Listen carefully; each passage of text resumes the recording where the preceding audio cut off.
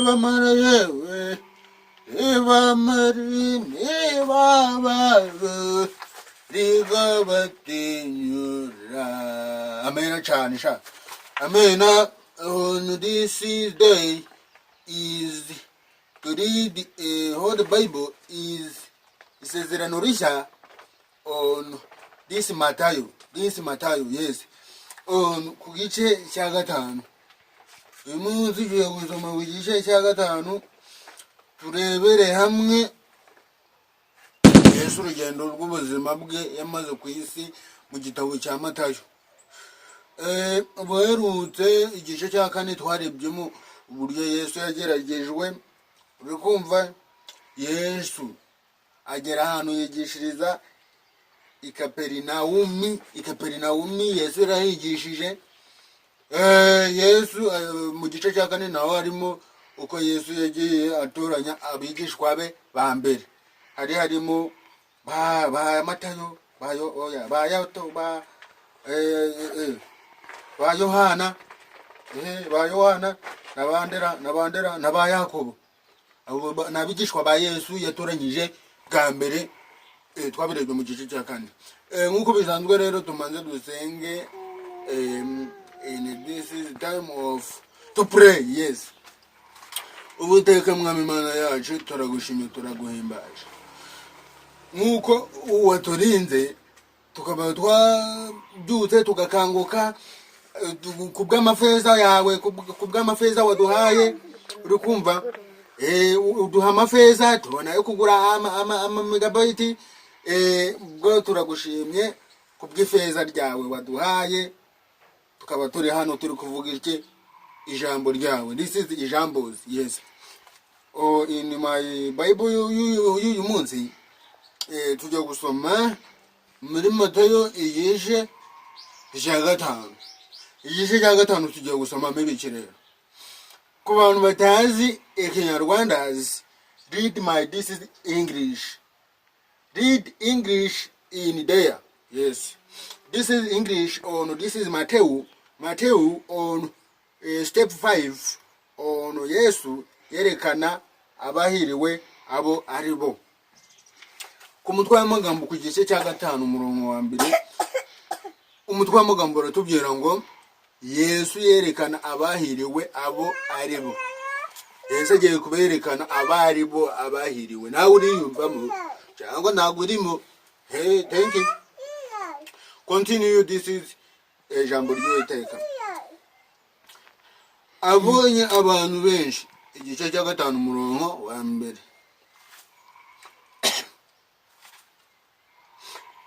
Abonye abantu benshi azamuka umusozi maze amaze kwicara abigishwa be baramwegera. Aterura amagambo ati, hahirwa abakene mu mitima yabo kuko ubwami bwo mu ijuru ari ubwabo. Hahirwa abashavura kuko ari bo bazahozwa. Hahirwa abagwa neza kuko ari bo bazahabwa isi. Uramenye wumva ibyo bintu neza. Hahirwa. Yes, thank you. Hahirwa abafite inzara n'inyota byo gukiranuka kuko ari bo bazahabwa. Mucyumve neza. Hahirwa abanyambabazi kuko ari bo bazazigirirwa.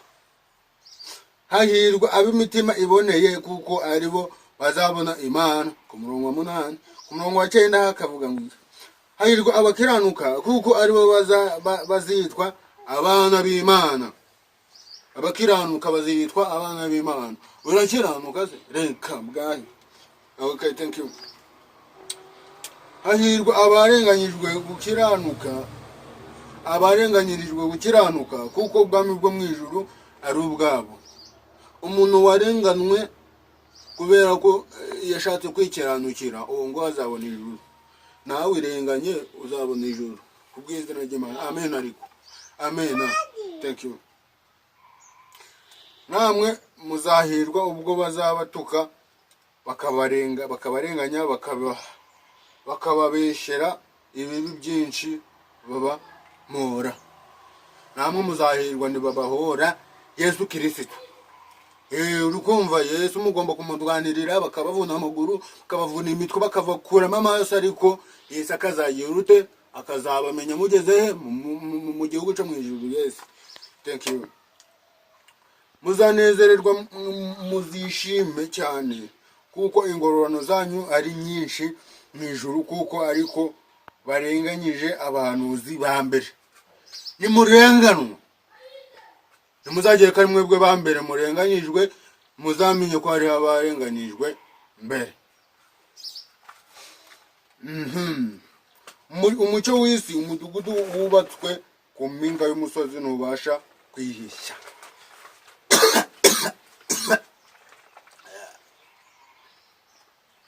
Oh no, this is a problem on, this is neck, yes, neck. Ntabakongeza itabaza ngo baritwikirize intonga, mugabakuru murabizi intonga icyari cyo, ahubwo barishyira ku gitereko cyaryo rikamurikira abari mu nzu bose. Ibyo nitabaza bavuga, ubwo ni wowe ugomba guterekwa kutabaza ku gitereko. Wowe uritabaza ugomba kuzaterekwa ku gitereko, ukamurikira abari mu isi bose. Haleluya. Abe ariko umucyo wanyu ubonekera imbere y'abantu, kugira ngo babone imirimo yanyu myiza, bahere uko bahimbaze so wo mu ijuru. Icyo kiracyari igiti cya gatanu muri Matayo. Ku murongo wa 17 ho tugiye kureberamo, ubwo aho yari ari kwerekana abahiriwe, Yesu yari ari kwerekana abahiriwe abaribo, abera abaribo. Muri abo ngabo bavuze, niba urimo urera urahiriwe, uzabona ijuru. Niba utarimo, sohoka shenyo. Yesu ntiyazanywe no gukuraho amategeko. Ndagwanyuka. Yesu ntiyazanywe no gukuraho amategeko, ahubwo yaje aje kuyakomeza cyangwa kuyashigikira. Thank you for reading my Bible. Thank you. Mwitekereza ko naje gukuraho amategeko cyangwa ibyahanuwe? Sinaje kubikuraho, ahubwo naje kubisohoza. Yes, thank you. Ntabwo Yesu yaje gukuraho amategeko, ahubwo yaje kuyasohoza. Yaje gusohoza amategeko yashizweho n'abahanuzi ba kera. Okay, thank you.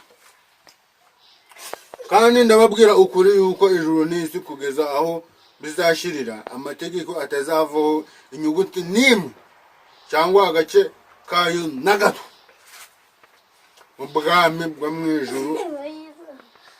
Azitwa mukuru.